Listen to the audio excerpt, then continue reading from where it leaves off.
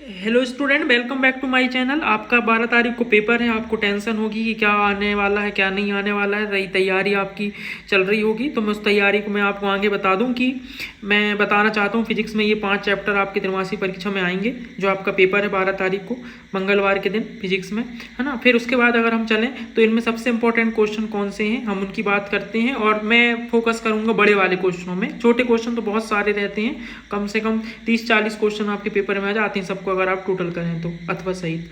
तो मैं तो उनसे कम क्वेश्चन आपको बताऊंगा। तो सबसे ज़्यादा सबसे इंपॉर्टेंट जो है प्रक्षेप गति से संबंधित व्यंजक आपको करना है।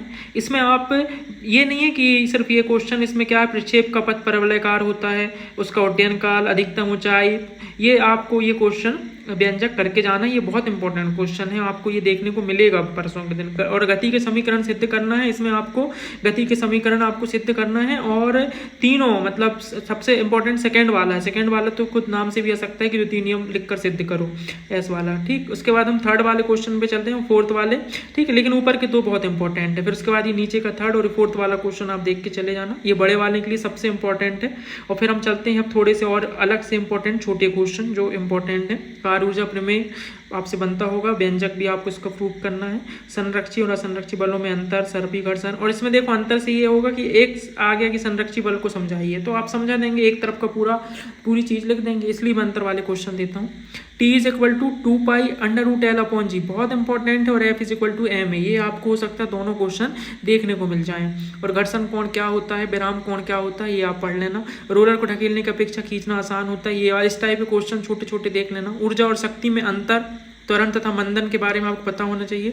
घर्षण के बारे में, घर्षण की परिभाषा आएगी सीधी सीधी, उसके लाभ उसकी हानि पूछेगा आपसे, और ये पूछ सकता है कम करने को उपाय बताओ। तो ये क्वेश्चन बिल्कुल गारंटी है घर्षण से आने की उम्मीद है। अभिकेंद्रित त्वरण आप पढ़ के जाना। ये जो व्यंजक है साइकिल को मोड़ने वाला है, ये बाद में करना, आप उतना इंपॉर्टेंट है नहीं, बहुत कम चांस है इसके आने के, फिर भी मैंने बता दिया। अगर आपकी तैयारी हो जाए तो फिर एक बार देख सकते हो। सदिशों के योग का त्रिभुज नियम, फिर एक बड़े वाले में ये थोड़ा आप देख के चले जाना, वृत्ति गति किसे कहते हैं, और ये वाला व्यंजक ये बड़े में आ सकता है एक क्वेश्चन। बाकी सब छोटे वाले हैं। P is equal to √2m के और संवेग संरक्षण का सिद्धांत, इतने क्वेश्चन आप पढ़ लीजिए पहले, फिर इसके बाद आप दूसरे क्वेश्चन पढ़िए। मैं ये नहीं बोल रहा हूँ कि सिर्फ आप इन्हीं को पढ़ के जाओ, यही आ जाएंगे, मैं ऐसा आपसे नहीं बोलने वाला हूँ, ठीक। ये आ सकते हैं, इनकी गारंटी अभी तक तो आते हैं, तो आपके में भी आएंगे।